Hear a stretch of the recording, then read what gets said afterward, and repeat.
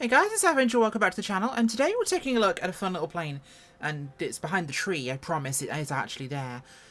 You know what, we'll quit out of this mode first, because tail draggers in the sim always sit upright, so we'll go to this, and this is the Kitfox Speedster by Project Stratosphere, and wow, it's apparently decided it never wants to listen to any kind of time that I tell it to set to in the sim. So, this is the Kitfox Speedster by Project Stratosphere. This is a new release in a market that now has 3 Kitfoxes. We have the Parallel 42, what is considered the best one so far. We have the one that will not be named. You all know which one I mean. And we have this. Now, some interesting points to look at here. This one is the cheapest of all 3. It comes in about £10. Or, if you have bought their Cargo 747 livery packs before, from Simmarket, you can get this for a discount price of €10 or £8.99. So it is the cheapest one out there. And I would say it comfortably fits between the two. It is not the one that will not be named, and it is not the Parallel 42. Now, the Speedster is an interesting one because there are 3 models, really, of the Kitfox. You have the Sporter, I believe. You have the STI, the Bush version, so it's the Super Sport is the base model of their Series 7 Kitfox. You have the STI, which is the backcountry model, which has got bigger wings and wheels. And this is the Speedster, which has shorter wings and smaller wheels, which this doesn't have, which we'll come back to in a minute. But realistically, this is kind of their aerobatic model, which is unusual to have bush tyres with, but we will take a look at that. Now, I was sent this by the developer to take a look at, and of course, I have to tell you that beforehand. I'll be honest. But I think it's actually a really easy review for me to actually talk about here because it has a lot of good things and it has a couple of bad, but overall it is quite a good option. If you're looking for a bush plane to get into this kind of flying with, it fits the niche. It's not too slow, has good avionics, and unlike a lot of stuff for this similar price, it has a bunch of interesting features. Now, it comes with about 7 or 8 liveries here, as you'll see there, and on the exterior of the aircraft, as I'm not sure why this is now deciding, there we go, the camera's going to behave itself, we have a rather reasonable 3D model here. Nicely detailed bush tyres, the Airstreak ones. We have the big engine up front. I'm not sure which exact model is being used in this, it doesn't specify.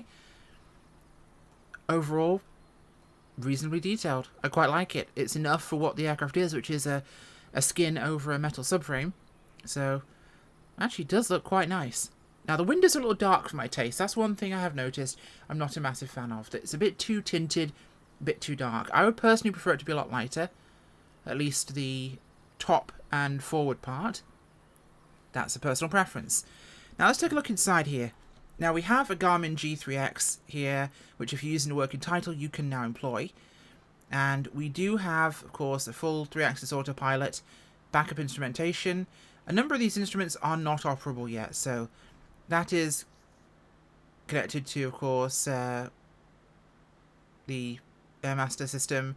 You have, of course, your pitch control on your propeller, which isn't currently working on this model, or at least the switch isn't. We have starter, we have backup power, we have... These are the magnetos here, Master's Avionics. And what you will like is we have working circuit breakers, which for an aircraft of this price is quite reasonable. This enables chocks, so if we go back outside again, we have at least one element of ground candy. So, you know, that's a plus point in my book. And overall, if we go back inside here, I believe we can open the doors. Okay, the co-pilot one does not open, but the pilot one does. So at least one opens, you can get in. Your passenger perhaps not so much. Now, this does, it says, come with working breakers. We talked about this, smoke effects, high quality 8K PBR texturing. It's pretty good. My only criticism on the texturing is the weld linings are a little bit aggressive. I would perhaps have gone for something a little bit more slightly subtle. Or if it is going to be the contrasting weld bead style, give it a bit of contrast in there. Because right now it just looks a little bit grey. Now we have the 26-inch Airstreak bush wheels, which feels odd because, again, this model is their speedy model. It's the faster cruising, it's the aerobatic nimble version. So those are kind of weird. would feel more accurate to actually have the wheel pants and smaller wheels on there for this Kitfox. Now we have the G3X, we have backup instruments. There are some issues they have noted. There is missing sounds on some buttons, which they're working on. There was an issue with fuel flow, which they're working on. RPM's a little bit jumpy at times. Now, the model issue near the wind strut was recently fixed. Flap animations and pilot weights have all been corrected. The next update, which they're planning to release quite soon, includes WY sounds, which will fix all sound-connected issues. And as you notice from the outside, there isn't a visible pilot model, which is fine when you're flying it in first person, but not in third, obviously, and or parking or taking screenshots. But that is something they are fixing. Why am I defending it? Well, I have flown it already. I've re-recorded this video because the patch came out for it, really fixing a number of the issues. I was sent this before it came out, and it came out on Sunday. I got a copy of this, and I'd recorded a video, and I came back the next morning, about to release the video, noticed the developer had posted an update and emailed me, so I deleted my video, and I came back to record it again. So, the fact they've already updated it is really telling to me now. There are two schools of thought here: either make all the fixes, then release it, or release it, not sure why it had to be now. It could have been for a particular reason that I'm not aware of, but they did. Either way, they are making updates to this. They are correcting things, and from what I see here, we have a flight model and we have an aircraft physical model that are decent, and for a really cheap price. That is important to me, because this is a really reasonably priced aircraft. Let's get it started up, shall we? It's very simple. It's like you'd expect in a Kitfox. Let's get the lanes turned on, which are essentially what you'd use for the Magneto. Our brakes are pressed. Clear prop. Quite a quiet sound, actually, there, but that's also because I've my engine sounds down a little bit. Again, the WY sound pack is coming in for this, which will be quite cool. In terms of the actual physical texturing, it is really well done. Let me close down the simmarket page I was using as a reference there. The texturing is decently high quality. I'd say it's close to the Parallel 42. Now, this is the big thing for me. With 3 on the market, the Parallel 42 comes in at £15 for the base, $25 if you want to include the Freedom Fox version that Trent Palmer flies as well. The one we will not talk about is about £15 on its own too. You have your smoke down there. My camera, for some reason, will not pan down there. That's more of a me issue. Which you'll see here, we have smoke there. We'll use that in flight. Now, it's kind of a cool little plane. I love Kitfoxes. They're a wonderful aircraft to fly. The window tinting inside actually looks absolutely fine here, so that's not a major issue. Let's release the parking brake there. We'll taxi down to the end here of Quattam River, and we'll take her up for a fly. Like I said, I have flown this before. I've even recorded the review before, so I might actually be forgetting some things I'd normally want to talk about. Oh, hello. It's a little bit jumpy there. I'm not holding my controls back while I taxi. Now I was going too fast. That's on me. People often accuse me of being a little bit light on developers when they've sent me something for free. Let me let you in a little secret there. If I want to be sent them again by other developers, I need to not be an ass to people. Okay? But that doesn't mean I won't be critical. And I am always critical about something that I find a problem with. However, I try to be polite about it because I think that's the best way to approach things. Because I'm an adult. And I don't need to be rude to make a point. Does this have issues? Yes. Do I think they're actually going to be fixed? Yeah, I actually do in this case. The developer's already shown an intent to make improvements and changes. And let's be honest, it's already had more improvements than the one that will not be named in way shorter time. So, there you go. Now, I like the G3X in terms of glass systems. It works in the Kitfox. And it's not the dual screen system, of course, we have with extra navigation in the middle that we get on the Parallel 42. But I also like the fact we've got the backup steam in there. So it's more than enough instrumentation for me. Graphically, it looks well put together. The new Sims abilities allow you to make something decent quite easily, or more easily than it used to be. Flight modelling is the tough one, and this is one I quite like. So let's deploy some flaps. One thing I do find is the head position's a little bit high. There we go, flaps are coming down to stage 1. Let's get my head turned on here. Let's move myself down a little notch there. We'll straighten ourselves out here, and we'll get ourselves ready for departure from Quattam River. It's a very tight runway down here. There we go. Sim performance is great. This doesn't have any problems at all that I've found so far. Whoa, hello, trees. Excuse me. Let's nudge away from there. Now, again, it is the Speedster model, so it's a lot nippier than other variants, of course. So whilst the prop control doesn't work, technically, your lever does work. So those are things they're working on fixing. So that's absolutely fine by me. The autopilot works exactly as you'd expect, and it's useful to have one in a plane like this. There aren't a lot of these smaller planes and bush planes that do have them in the sim, so it's great when you can get that. Parallel has it as well. I'm going to compare to them and the one that will be not be named quite a bit, because when you're releasing an aircraft that already has versions out there, it's useful to do that. Like I said, I would like a version with the wheel pants that would actually make this a very unique add-on and make it fit into that niche of Kitfoxes better. Of course, I believe the Freedom Fox is a Series 4 or 5. I know Trent's is slightly older.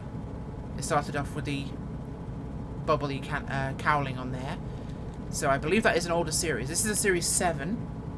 And I would like to see the actual smaller wheel-panted version of this. So the version with wheel pants and small wheels, to use it as an aerobatic or a little touring aircraft in that regard. Because a side-by-side aircraft in that category is quite a nice thing to look at rather than it being tandem. And it flies incredibly well. It's responsive. It's got a great roll rate. Oh, there we go. My aerobatic skills still aren't up there. Let's get the smoke on, shall we?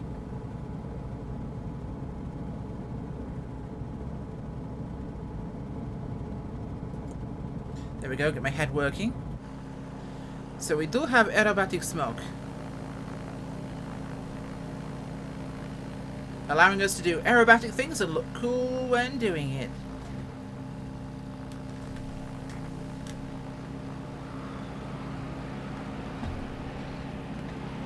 That's the water. Don't fly in third person, folks. It's bad for you. So where was I? Yeah. Don't do aerobatics in third person really close to the ground. You end up doing really dumb things like flying into the water. Mac Jeebus. Don't do that again. No, where was I? So yeah, you can have a lot of fun with this plane. It will do aerobatic things. It's just you need to be an actually competent pilot, which I am not. And you need to at least have altitude and airspeed. Both critical things when you're trying to fly aerobatically. Something I should probably remember there. Visibility's good. There are meant to be little gaps, by the way, there at the top of the doors, because how else does the door open? It's one of those critical factors in hinges and clearances. There's no sound difference when you open the door currently. That might be a thing with the WI sound pack. I'm hoping it is, because that's often an important feature to me, being able to hear that wind difference, especially if you want to fly with the doors open, which in these you can. Overall, it is a Kitfox. It's hard to basically describe any other way. Obviously the breakers do function. I wanted to make sure you saw that. Let's turn the pumps off actually here. Make it a little bit quieter on the journey. So make sure we are set correctly there on our power settings. Why is that rolling back? That's weird. Did my engine just... Huh. That's quite strange.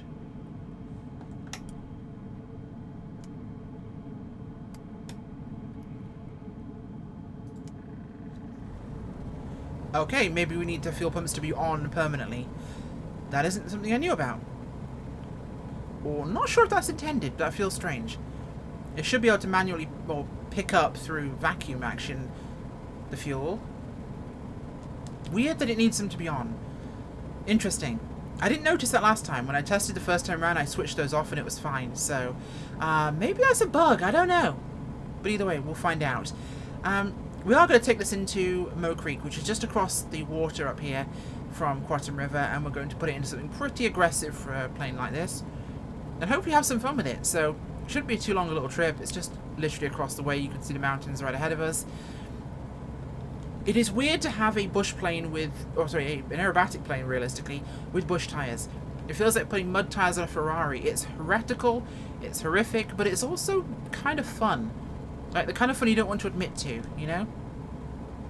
Like, the kind of fun you wouldn't tell your friends that you have. Like, you know, all your cool friends at the bar you don't tell you play flight sim games. Yeah, those friends. The nimble ability of this aircraft make it really enjoyable to fly. Like, watch this.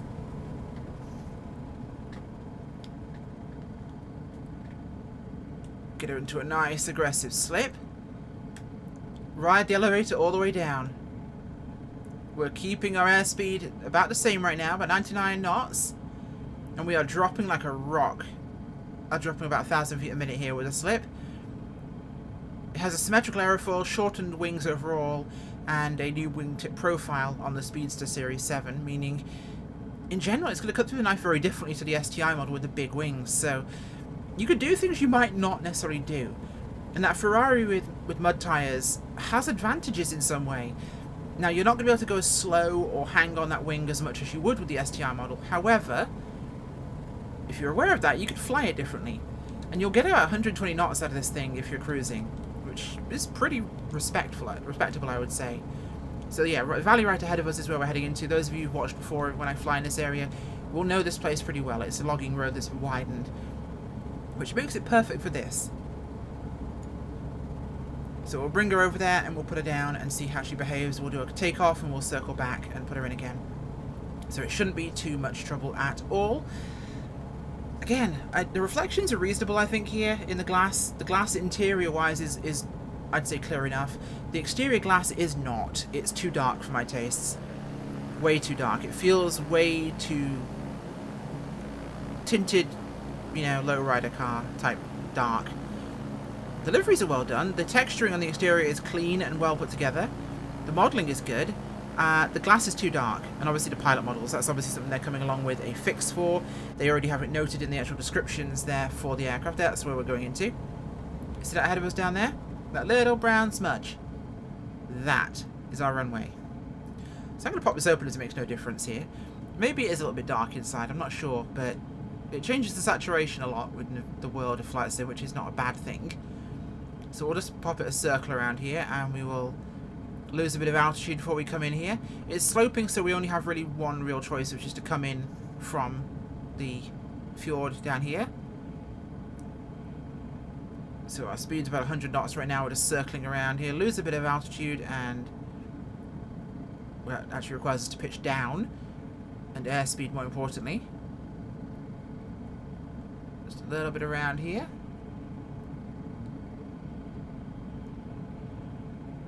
I do like when developers put out these more interesting little aircraft.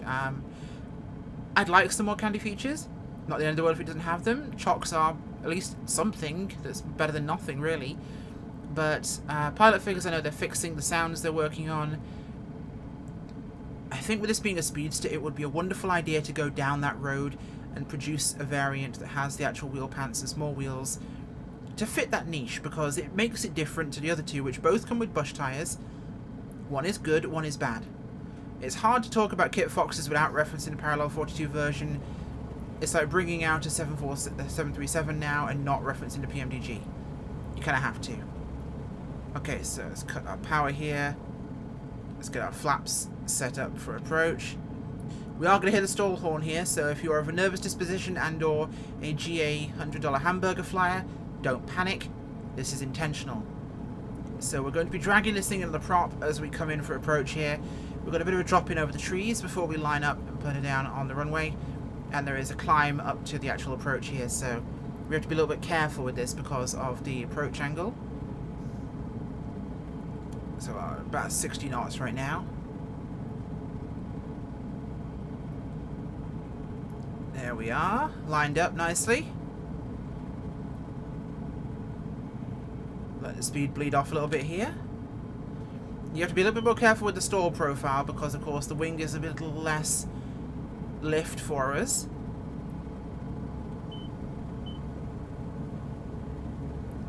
Right on the knife edge here at 55 or so knots.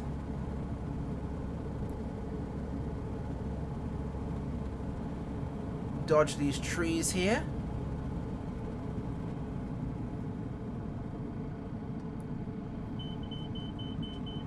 Just over the treetops. Picking up some of those branches in our undercarriage. Touchdown, hold the controls back. Bring our flaps up there, and we're down with no trouble whatsoever. Just let it roll out here and choose its own position. We want to go to the... Oh, hello. Pressed a button on my yoke there and flipped the screen around. Now we'll ease the brakes in. See, we're landing on an angle as well, which is always interesting. Oh, hello, don't do that. Now we're going to go for a super short takeoff technique this time around, so we're going to fit ourselves facing downhill. It's very tippy on the brakes. Like, I'm going so slow and it still wants to do it. So we're going to hold the brakes here. We're going to throttle up. Keep our flaps there. Let the tail come up with the prop wash. There we go. Speed's not even alive yet. 1 and 2. Flaps. And we're up. Pop the flaps. Retract the flaps. Ground effect. Build some airspeed. Airspeed's now alive. Yeah, doing that you'll often get off before the airspeed comes alive, which is a disconcerting feeling for some people. But there you go. We're going to make a steeper approach this time by rather than dragging it in long, which should be relatively simple. The flight model feels good to me. I'm not sure how different it feels to the, or how I can compare it to the Parallel, because they are different models of Kitfox. Not only within terms of series, but also in terms of aerodynamic features. The wing's different, the control surfaces are different, and how they actually interact with the air is different. They're both very different aircraft, but they're the same basic or company's aircraft, realistically. Okay, here we are. Get some flaps in here. Bit of a curved approach in this time. A little bit more altitude, and we're going to level her off here. See, it's curving as well as being sloped, just because it likes to make things difficult for us. Okay, a little bit of power to change our impact location here.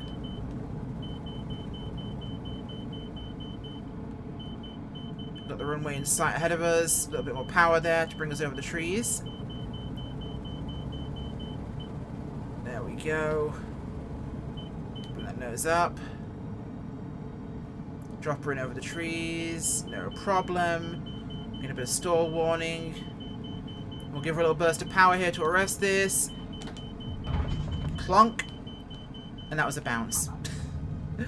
I was a little aggressive there without enough power to kind of arrest me. In fact, I think I managed to give it too much power and pulled us back into the air, which is not an ideal circumstance there, but I do like this little aeroplane. Let me pull it to a stop here, put the parking brake on. I'll shut everything down. We'll cut the fuel. I do like this. She's a weird little variant. An unusual variation. Like I said, a Ferrari with mud tyres. But the handling is what I would expect. It behaves well. And good performance. Good instrumentation. And a developer that does have intent to actually improve this. And the biggest selling point is a low price. It's really cheap. Like, compared to a lot of add-ons that are coming out at the moment, it's really down there at the low end of the price scale. Which lets you forgive a lot of things, and it also, with a developer that's working on improving it as a passion project, that's a good combination. So I would say if you're interested in bush planes, or interested in planes that are like this, give it a try. I think that with time and more upgrades, it'll become a fantastic little aircraft. So, your choice. Thank you very much to the project Stratosphere for sending a copy of this to me. I enjoyed it. There are definitely things to fix, but I think they'll do that, and I think when they have, you can have a cracker of an aeroplane. Thanks for watching. Bye.